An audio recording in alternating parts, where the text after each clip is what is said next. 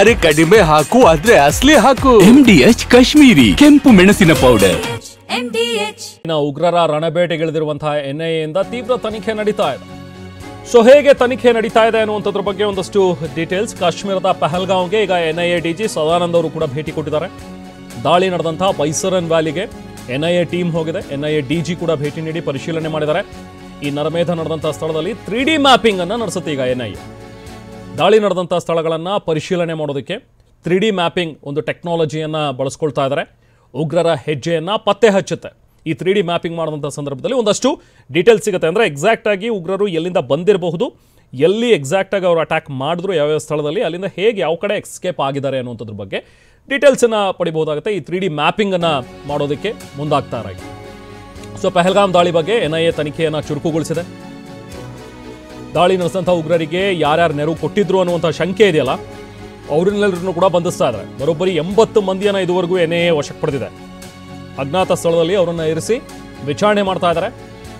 80 over ground workers, ಇವರು OGW ಅಂತ ಏನು ಕರಿತೀವಿ, ಅವರು ಸದ್ಯಕ್ಕೀಗ NIA ವಶದಲ್ಲಿದ್ದಾರೆ.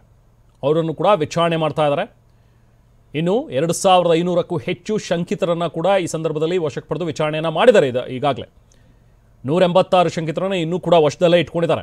ಉಳಿದವರನ್ನು ಮಾತ್ರ ಬಿಟ್ಟು ಕಳಿಸಿದ್ದಾರೆ ಈಗ NIA. So over ground worker ಅಂತ ಹೇಳಿದ್ರೆ ಭಾರತೀಯ ಭದ್ರತಾ ಪಡೆಗಳ ಪ್ರಕಾರ OGW ಅಂತ ಹೇಳಿದ್ರೆ ಭಯೋತ್ಪಾದಕರಿಗೆ ಬೆಂಬಲ ಕೊಡೋದು, ಅವರಿಗೆ ಕ್ಯಾಶ್ ಅಂದರೆ ದುಡ್ಡು ಕೊಡೋದಾಗಿರಲಿ, ಅಥವಾ ಆಶ್ರಯ ಕೊಡೋದಾಗಲಿ, ಅಥವಾ ಅವ್ರಿಗೆ ಫುಡ್ ಸಪ್ಲೈ ಮಾಡೋದಾಗಿರಲಿ, ಯಾವುದಾದ್ರೂ ಒಂದು ರೀತಿಯಲ್ಲಿ. ಸೊ ಇಂಥವ್ರನ್ನ ಓವರ್ ಗ್ರೌಂಡ್ ವರ್ಕರ್ಸ್ ಅಂತ ಹೇಳಿ ಅದನ್ನು ಕ್ಲಾಸಿಫೈ ಮಾಡಿರ್ತಾರೆ NIA. ಸೊ ಅಂಥವ್ರನ್ನ ಈಗ ವಿಚಾರಣೆಗೆ ಒಳಪಡಿಸಿದ್ದಾರೆ. ನಮ್ಮ ಜೊತೆಗೆ ಈಗ FSL ಎಕ್ಸ್ಪೋರ್ಟ್ ಆಗಿರುವಂಥ ದಿನೇಶ್ ರಾವ್ ಇದ್ದಾರೆ, ಮಾತಾಡ್ತಾ ಹೋಗೋಣ. ಸರ್ ನಮಸ್ತೆ ಸರ್. ಸೊ ಪಹಲ್ಗಾಂವ್ ಅಟ್ಯಾಕ್ ನಡೆದ ನಂತರ ಬಹುಶಃ ನೀವು ಕೂಡ ಇದನ್ನೆಲ್ಲ ಅಬ್ಸರ್ವ್ ಮಾಡಿದಿರಿ ಕ್ಲೋಸ್ ಆಗಿ, ಹೇಗೆ ನಡೀತಾ ಇದೆ, ಏನೇನಿದೆ ಈಗ ಸಿಚುವೇಶನ್ ಅನ್ನುವಂಥದ್ದನ್ನು ನೀವು ಕೂಡ ಅರ್ತಿದ್ದೀರಿ. ಈಗಿರುವಂಥ ವಿಚಾರ ಸರ್, ಈಗ ಮೇಯ್ನ್ ಆಗಿ ಒಂದು ಟಾಪಿಕ್ಗೆ ಬರ್ತೀನಿ. 3D ಮ್ಯಾಪಿಂಗ್ ಮಾಡ್ತೀವಿ ಅಂತ ಈಗ NIA ಹೇಳಿರುವಂಥದ್ದು. ಸೊ ಇದ್ರ ಬಗ್ಗೆ ನೀವು ಕೂಡ ವರ್ಕ್ ಮಾಡಿರೋದ್ರಿಂದ I think you can share some important details sir. ಹೇಗಾಗುತ್ತೆ ಇದು 3D ಮ್ಯಾಪಿಂಗ್, ಹೇಗೆ ವರ್ಕ್ ಆಗುತ್ತೆ, ಅಥವಾ ನಮಗೆ ಎಷ್ಟು ಯೂಸ್ಫುಲ್ ಆಗುತ್ತೆ ಇದು ಉಗ್ರರ ಬಗ್ಗೆ ಅವರ ಜಾಡು ಅರಿಯೋದ್ರಲ್ಲಿ ಅಂತೇಳಿ. ದಿನೇಶ್ ಸರ್, 3D ಮ್ಯಾಪಿಂಗ್ ಮಾಡೋದು ಇಟ್ಸ್ ಎ ಟೆಕ್ನಿಕ್. ಏನಂದ್ರೆ to retrieve the evidence, identify the evidence, identify evidence, retrieve the evidences.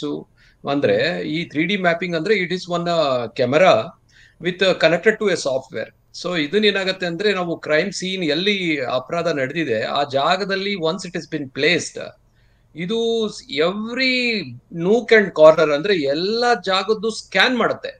Scan ಮಾಡುತ್ತೆ ಅಂದ್ರೆ ಮೈನ್ಯೂಟ್ ಸಣ್ಣ ಸಣ್ಣ, ಈವನ್ ನಮ್ಮ ಕಣ್ಣಿಗೆ ಏನ್ ಕಾಣಿಸೋದಿಲ್ಲ ಅದು ನಮಗೆ ಗೊತ್ತಾಗತ್ತೆ. ಯಾವ್ದು ನಮಗೆ ನೋಡ್ಲಿಕ್ಕೆ ಆಗೋದಿಲ್ಲ ಅದನ್ನು ಸಹ ನಾವು ನೋಡ್ಬೋದು. ನಾವು ನೋಡ್ಲಿಕ್ಕೆ ಆಗೋದಿಲ್ಲ, ನಾವೆಲ್ಲಿ ಯಾವ ಜಾಗಕ್ಕೆ ನಾವು ಹೋಗಕ್ ಆಗೋದಿಲ್ಲ. ಫಾರ್ ಎಕ್ಸಾಂಪಲ್, ಇದು ಈಗ ಒಂದು ಬಿಲ್ಡಿಂಗ್ ಮೇಲೆ, ನಾವು ಬಿಲ್ಡಿಂಗ್ ಕೆಳಗೆ, ಬಿಲ್ಡಿಂಗ್ ಮುಂದೆ ಕಾಣಿಸುತ್ತೆ, ಬಿಲ್ಡಿಂಗ್ ಮೇಲಿರೋದು ನಮಗೆ ಕಾಣಿಸೋದಿಲ್ಲ. But this camera can scan everything and ಬೇಕಾದ್ರೆ ನಾವು ಆ ಬಿಲ್ಡಿಂಗ್ ಮೇಲೆ ಇರ್ತಕ್ಕಂಥ ಈವನ್ ಒಂದು ಸ್ಮಾಲ್ ಕ್ರಿವಿಸಸ್ ಸಹ ನೋಡ್ಬೋದು. ಈ ಮರ ಇದು ಓಪನ್ ಸ್ಪೇಸ್ ಇರೋದ್ರಿಂದ ಮರದ ಪ್ರತಿಯೊಂದು ಕೊಂಬೆ ಮೇಲೂ ಸಹ ನಾವು ಝೂಮ್ ಮಾಡಿ ಅದರಲ್ಲಿ ಆ ಸಾಫ್ಟ್ವೇರ್ ನಲ್ಲಿ we can see for any materials related to the accused or to the victim. So ಇದನ್ನ ಪ್ರತಿಯೊಂದು, ಎಸ್ಪೆಷಲಿ ಈ ಕೇಸ್ ನಲ್ಲಿ ಯಾಕೆ ಇಂಪಾರ್ಟೆಂಟ್ ಅಂದ್ರೆ, ಎಸ್ಪೆಷಲಿ ಇದರದ ಬೇಕಾಗಿರ್ತಕ್ಕಂತ ಬ್ಯಾಲಿಸ್ಟಿಕ್ ಎವಿಡೆನ್ಸಸ್ ಮತ್ತೆ ವಿಕ್ಟಿಮ್ ಅಂದ್ರೆ ಅಕ್ಯೂಸ್ಗೆ ಸಂಬಂಧಪಟ್ಟ ಎವಿಡೆನ್ಸಸ್, ಅವ್ರದ್ದು ಪರ್ಸನಲ್ ಬಿಲಾಂಗಿಂಗ್ಸ್ ಆಗಿರ್ಲಿ, ಇಲ್ಲ ಎಲೆಕ್ಟ್ರಾನಿಕ್ ಗ್ಯಾಡ್ಜೆಟ್ಸ್ ಆಗ್ಲಿ, ಇಲ್ಲ ಗನ್ಸ್ ಆಗ್ಲಿ, ಇಲ್ಲ ಎನಿ ಅಮ್ಯುನಿಷನ್, ಇಲ್ಲ ಸ್ಪೆಂಟ್ ಶೆಲ್ಸ್ ಅಂತೀವಿ ನಾವು, ಅದನ್ನ ಲೊಕೇಟ್ ಮಾಡೋದಾಗ್ಲಿ. So all these evidences, physical evidences, material evidences, even trace evidences ಸಹ, ಅದು ಸಹ ಈ 3D ಸ್ಕ್ಯಾನಿಂಗ್ ಅಲ್ಲಿ ಈ ಕ್ಯಾಮೆರಾ ಏನಿದೆ ಅದರಲ್ಲಿ ಸ್ಕ್ಯಾನ್ ಮಾಡಿರತಕ್ಕಂತ ಆಧಾರದ ಮೇಲೆ ನಾವು we can easily identify, locate and collect those evidences. So ತುಂಬಾ ಉಪಯೋಗ ಬರ್ತದೆ ಈ ರೀತಿ ಒಂದು ಟೆಕ್ನಿಕ್ ಇಂದ. ಅಂದ್ರೆ ಮೇನ್ ಆಗಿ ಈಗ ಉಗ್ರರು ಎಲ್ಲಿಂದ ಬಂದಿದ್ರು ಅಂಡ್ ಎಲ್ಲಿಗೆ ಎಕ್ಸಿಟ್ ಆಗಿರಬಹುದು ಅನ್ನುವಂಥದ್ದು ಗೊತ್ತಾಗತ್ತಾ? That also can be concluded, that also can be concluded ಅಂತ ಹೇಳ್ಬೋದು.